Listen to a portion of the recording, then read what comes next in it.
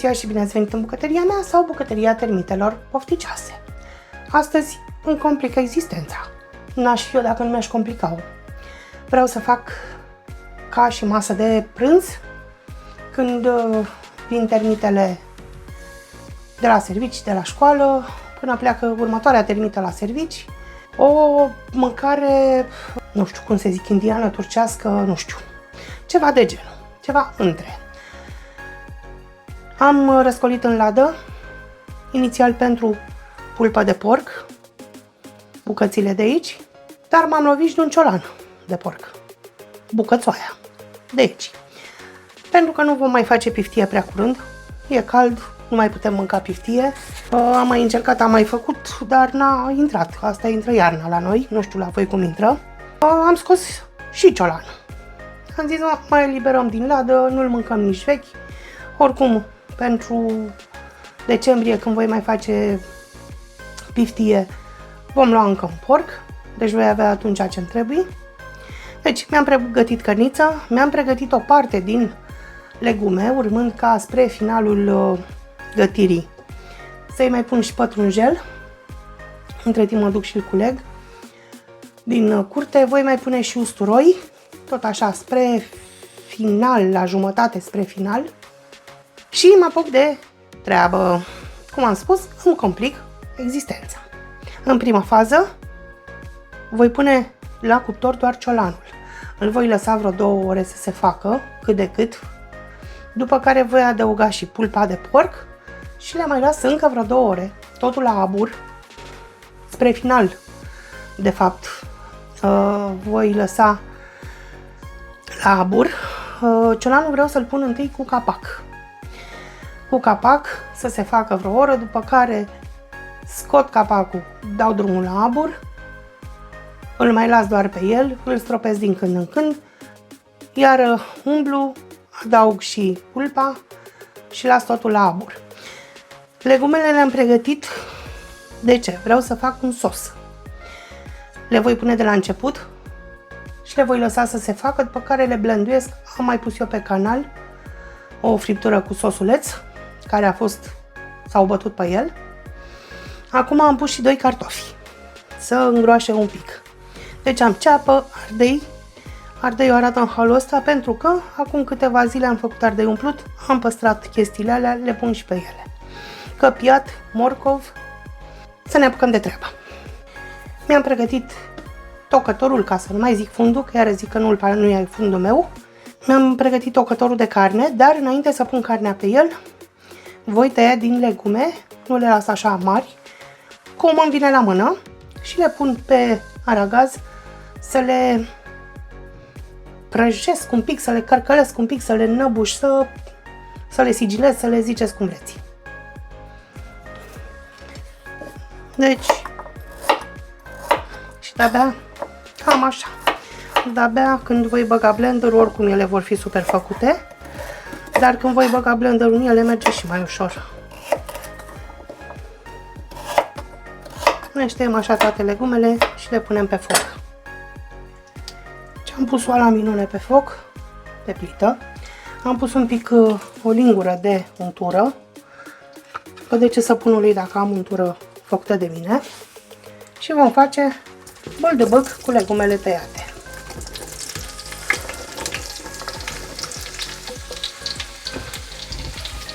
Puțină sare. Dau și focul mai mic.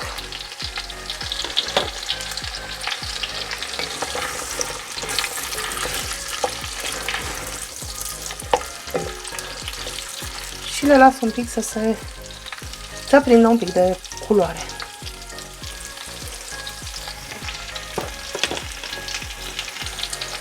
Cât sunt legumele pe foc, iau mastodontul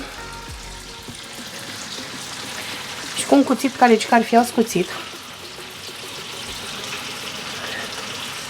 crestez șoriciul. El la cuptor, la fierbere, se strânge și modifică forma.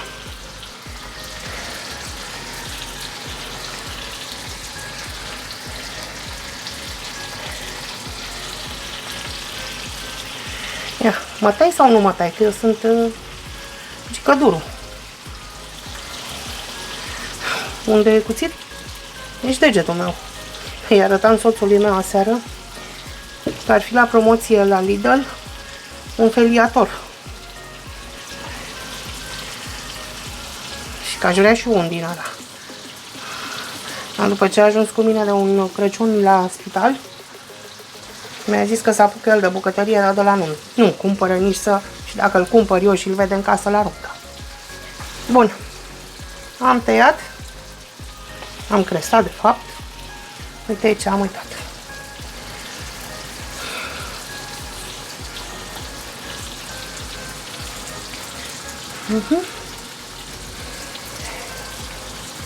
Și că trebuie să le mai ascuțim. Bun. Aici l-am tăiat cazuza.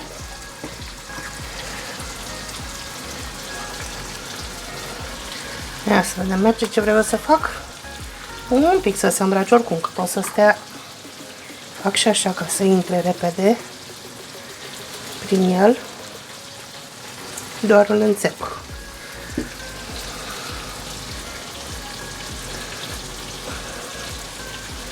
Pe unde nu avem o spacile. Bun, deci asta e pregătit. Noi adunăm din sare. Când sunt legumele gata, punem la cuptor. Ca să vedem.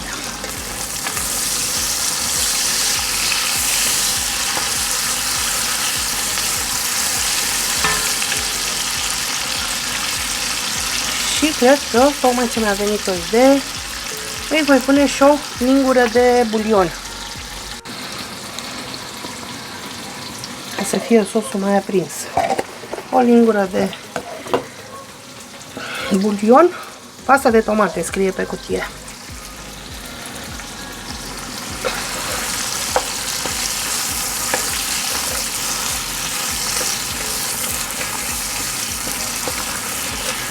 Facem așa. Să costereții bine că nu dau paragaz. Tot e o noutate pentru mine.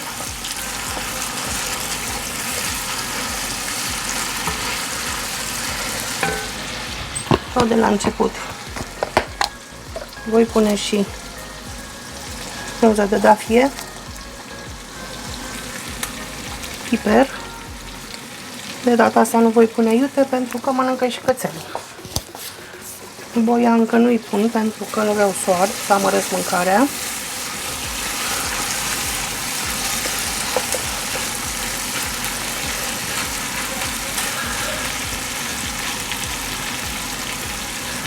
Stă toate într-un loc. Gata. Sting focul. Arunc ăsta și la cuptor. Și ca să fie tacâmul complet, în loc de apă, nu-i pun foarte multă, nu i-aș fi pus de fapt foarte multă apă, punem un pic de vin.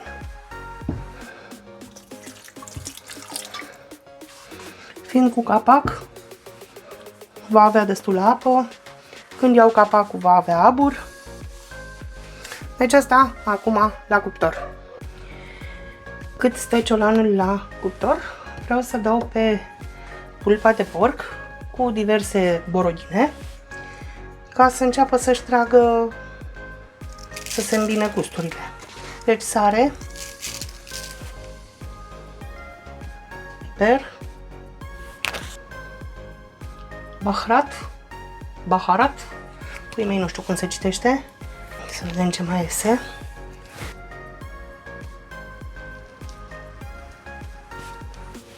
Zatar, dacă pot deschide borcănașul, aceeași problemă ca data trecută, și puțin praf de usturoi.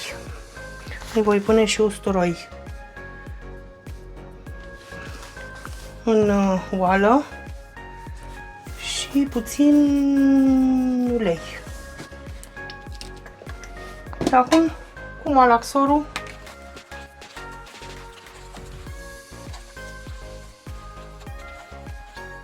frecăm bine toate bucățile să se acopere bine.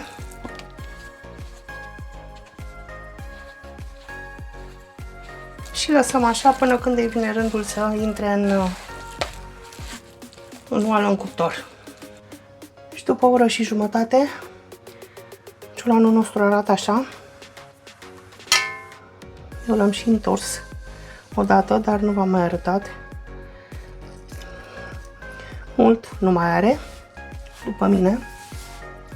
Miroase, dar nu pot să descriu, deci eu înghit în sec de când l-am scos. Bun, deci am zis că a trecut o oră jumate. Arunc și bucățile de pulpă pe care le-am condimentat mai devreme.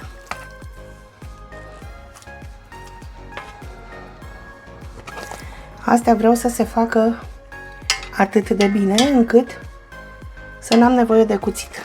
Și veți vedea de ce la final. Hai, Gica, hai, mă! Bun. Am înghesuit bine și astea. Pun și ce s-a lăsat. Îi mai pun puțină apă, dar înainte o mână de piper colorat. Nu că nu i-am și pus, dar vreau să îmi place să găsesc și bobițe de piper. Voi mai pune puțină apă pentru că am nevoie la sos. Și acum îl aruncăm fără capac la cuptor pe funcție de abur. Eu am la cuptor funcție de abur. Dacă nu aveți, puteți pune o tavă de desubt.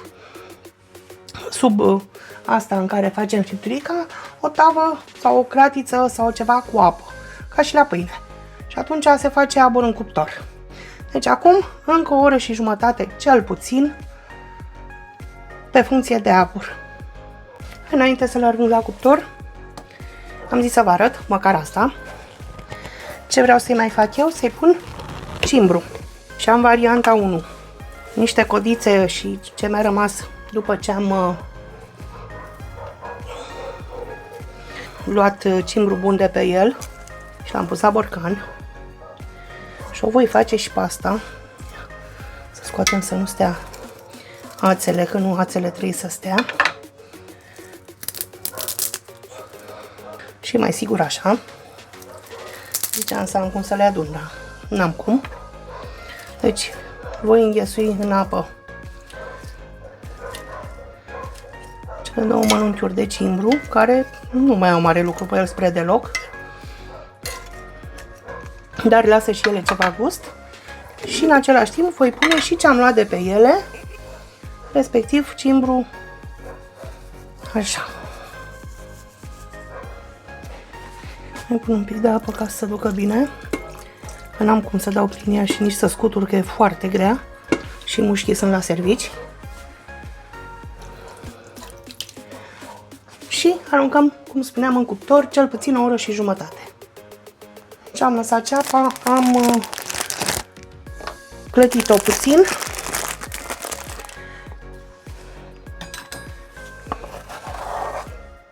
Pătrunjel. Și pe masă, evident. Țin sumac. Și amestecăm.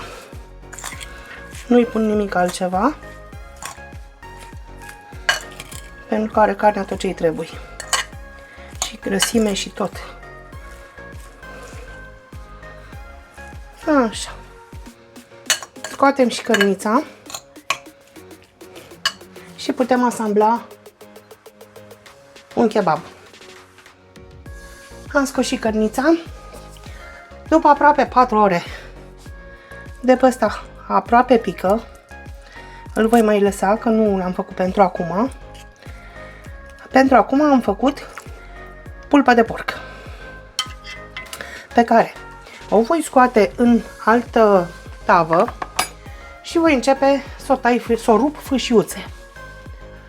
N-am mai scos pe altă tavă, am scos pe o farfuriuță un pic adâncă. De ce? După ce voi face așa, nu știu cum să fac să vedeți, dar cred că vedeți. Deci voi rupe așa fiecare bucată în fâșiuțe. Nu prea mari, că la unii le stă în gât. dacă e prea mare. Deci voi tăia așa, tăia. După ce termin toată chestia asta de făcut, voi pune puțin sos peste cărnița. Încă nu am gustat din cărniță. Este extrem de fierbinte. Ca să vă spun cum a ieșit. Deci voi face chestia asta și voi tăia totul. După care am băgat un pic la încălzit chifluțele și începem să umplem. Am terminat de făcut fâșii cărnița. Mai mult decât suficientă. Ce am zis că facem? Punem din tavă, tigaie, nu știu cum să-i zic din tigaie. Punem peste ea sos.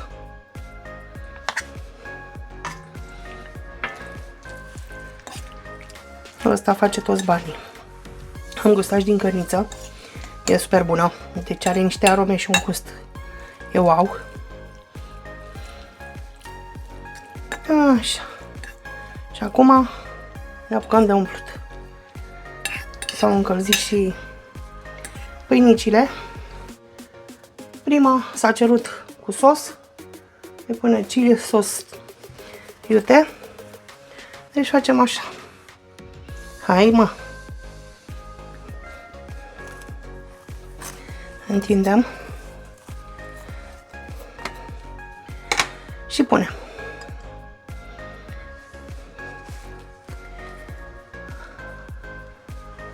Roșiuța peste mână. Deci punem așa. Roșiuța cu mâna, că unele termite nu mai au răbdare. Ceapă. Ne întoarcem. Cărnița.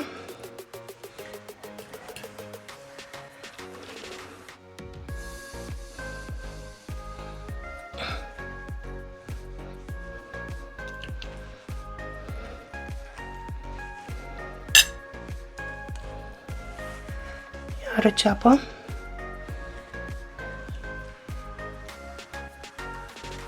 Roșiuța.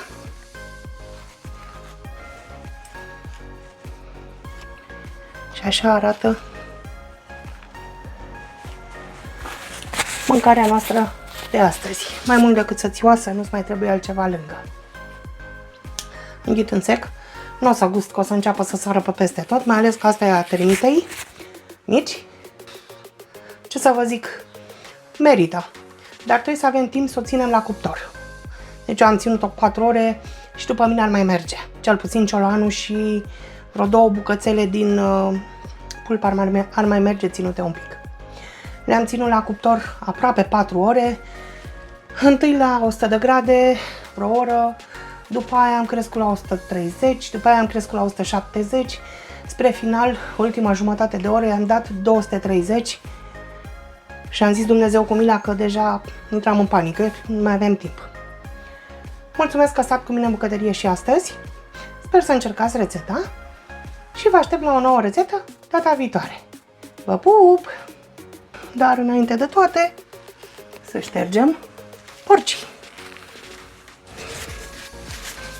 V-am pupat!